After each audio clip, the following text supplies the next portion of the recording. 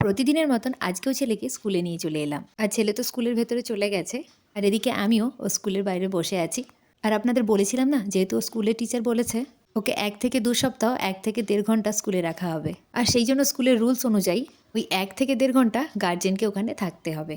তারপরে যখন আস্তে আস্তে স্কুলের টাইমটা চেঞ্জ হয়ে যাবে তখন আর কাউকে থাকতে হবে না। চলুন তাহলে আর কি করা যাবে, ১ থেকে ১.৫ ঘন্টা ওখানে একটু টাইম পাস করে তারপরে ছেলেকে নিয়ে একসাথে না হয় বাড়ি ফেরা যাবে।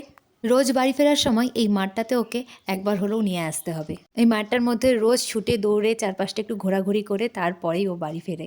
আসলে এই মাঠটার মধ্যে অনেকে বল খেলে, ঘুড়ি ওড়ায়, আর এই সমস্ত কিছু ও দেখতে ভীষণ ভালোবাসে, তাই ওকে নিয়ে একটুখানি ওখানে দাঁড়িয়েই পড়ি। তারপরে বাড়ি ফিরে এসে মা আর ছেলে দুপুরে খাওয়া দাওয়া করে একটুখানি ঘুমিয়ে পড়েছিলাম। ঘুম থেকে উঠে সেভাবে আর ভালো লাগছিল না, তাই ছেলেকে বললাম যে চল একটুখানি ফ্রেশ হয়ে বাইরে থেকে একটু ঘুরে আসি। তাই মা আর ছেলে একটুখানি ফ্রেশ হয়ে রেডি হয়ে চলে এলাম বাইরের বাগানটাতে। জানেন তো এই বাগানটাতে না অনেক কালারের গোলাপ ফুলের গাছ আছে।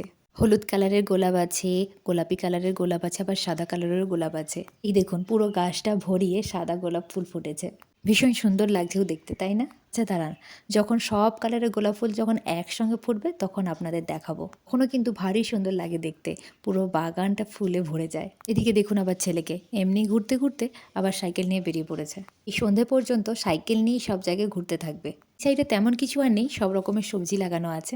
চলুন বিকেলের সময় ছেলেকে নিয়ে ঘুরতে ঘুরতে প্রায় সন্ধে নেমে এসেছে। আবার এদিকেও বরমশাই ডিউটি থেকে চলে এসেছে। ডিউটি থেকে আসতে না আসতে ছেলের আবার বায়নাও শুরু হয়ে গেছে, পাপা মাকে নিয়ে চলো আইসক্রিম কিনে দেবে। এদিকে ছেলের বায়না শুনে পাপাও ফ্রেশ হয়ে বেটুকে নিয়ে বেরিয়ে পড়লো আইসক্রিম কিনতে। কোনো কাজের আবার লেট হওয়ার উপায় নেই, যেই কথাটা মুখ থেকে বেরোবে সেটা যেন সঙ্গে সঙ্গে হয়ে যায়, নাহলে আবার বলবে তুমি কিনে দেবে কিনা বলো।